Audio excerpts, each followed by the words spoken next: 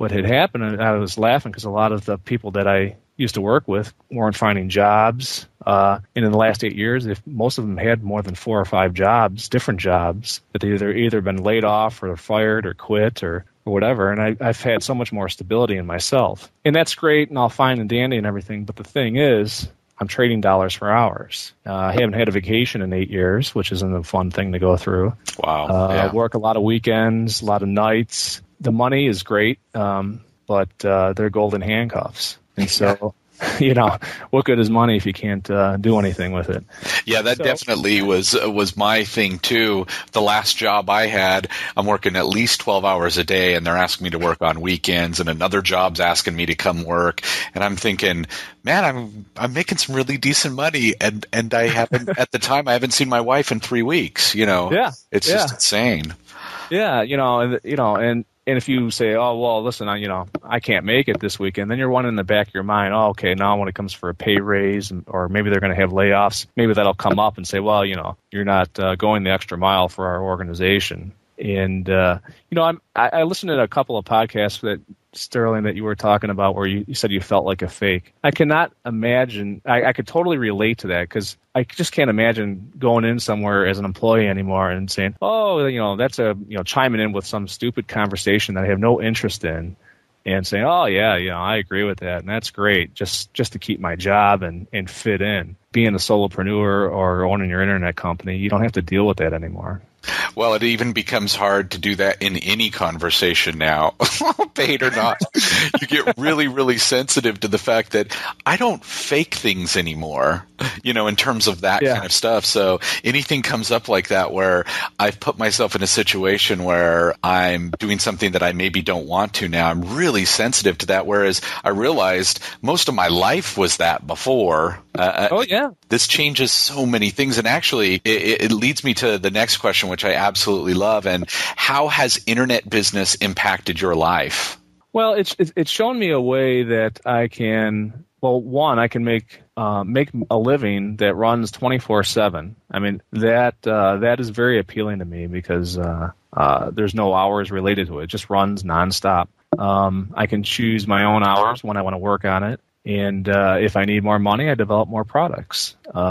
And I'm filling gaps that I know exist, and I actually implement a lot of these things that I'm training about, or the products that I'm creating. I go into companies and I actually do this. And some of these companies I go into, there's IT administrators that I can't even understand how they don't, how they get away with not doing some of the things that they're doing. There was one company I went and did some work for. This person was employed there for 7 or 8 years. And their network was such a duct tape network that it was literally like if another employee in the business wanted to get a file off of the network, he had everything loaded on CDs and would load a CD into the server and then share that CD so the person would have to access it. I'm like, I just can't imagine how how to function like that in business. But some of these network people just aren't aware of certain things that I offer, and I'm going to fill those gaps by training IT administrators how to do certain things to make their businesses run smoother. And that's something that I love, and I think anybody that does what they love will be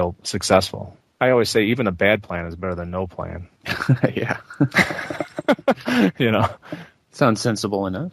Yeah. So as far as impacting my life, I think it gives you a whole other way of looking at things, and your lifestyle design section that you go through. I had never really thought of a definite major purpose before until I went through that section of it, and just that alone shed a lot of light on what I'm after and what I want out of my life. And that's setting the destination of where you want to be. And then once you have that destination, you just you chart the course and what needs to take place, and you just do the one next thing that's in front of you.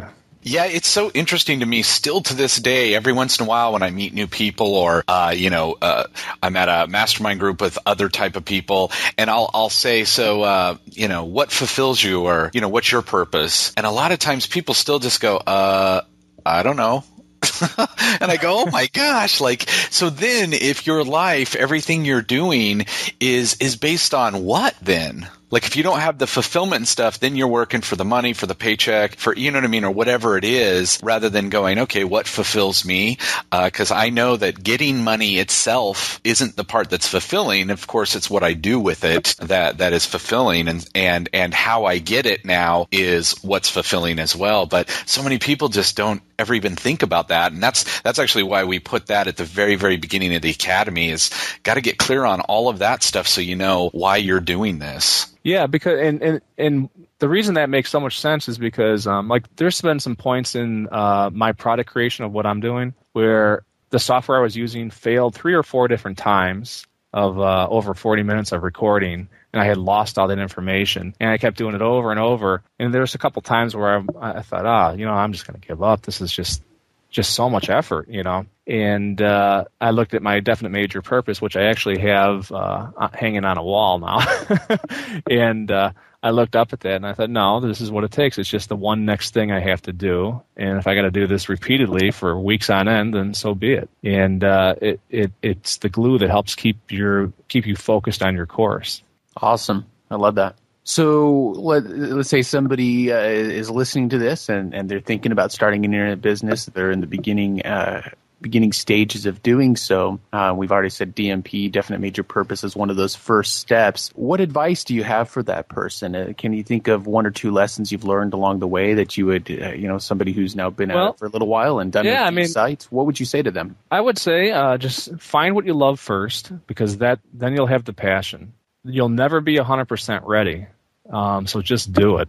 Nowadays, when I look at things, if I'm 60% sure that I want to do it, I just do it, because everything is constantly changing. The road's never going to be straight ahead. You just got to do it. There's never a right time. There's always a roadblock of some kind. Just go over it, through it, around it, under it, whatever you got to do. Just do it. Don't hesitate, because hesitation just leads to never doing it. And like I said earlier, just have a plan. Even a dumb plan, a bad plan, is better than no plan. And then you can tweak that plan as you go along. And if it doesn't work out, there's no harm done. You start over, and you know better the next time.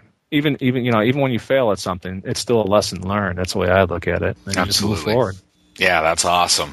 Yeah. You can't get disgusted or discouraged. You might get tired, but that's okay. That's why they call it work.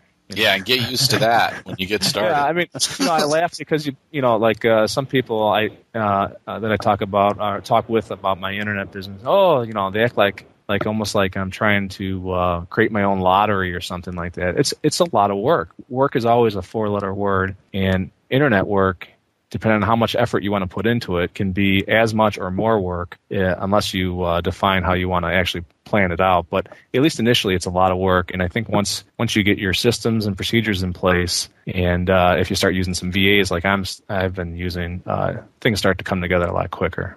Well, VAs is one of the things we want to talk to you about. We'll definitely be talking to you more about that in the extended version for the Academy. Now, before we end this interview for the podcast, the free podcast version, I do want to touch briefly on the topic of the mastermind group, because that's one thing. You sent that message in last week about how you've had some success with that, and we're going to ask you more some specific details of how you run that in the Academy.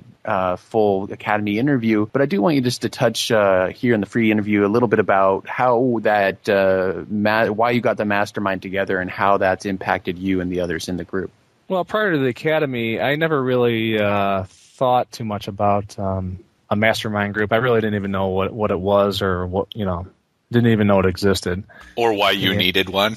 Yeah, right. Yeah, exactly. So I listened to what you guys have been talking about. I've been listening since your podcast came out, pretty much.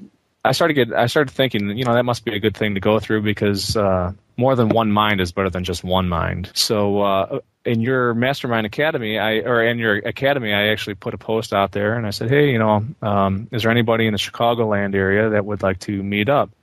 And initially, I think I got 2 or 3 people that wanted to meet up, and so we met up and we started talking. And over time, do you want me to keep going into exactly what we do, or are you gonna? Well, right now, before we get into that, I'd like to hear what is I mean, you said before you didn't realize it was something you need or why, and so what has it done for you? So now that you have done it, and you're like, so what have you realized about? Okay, that's why I needed the mastermind, or this is what I've gotten from the mastermind. What have the output of it, the benefits of it, been for you? Well, the benefits of the mastermind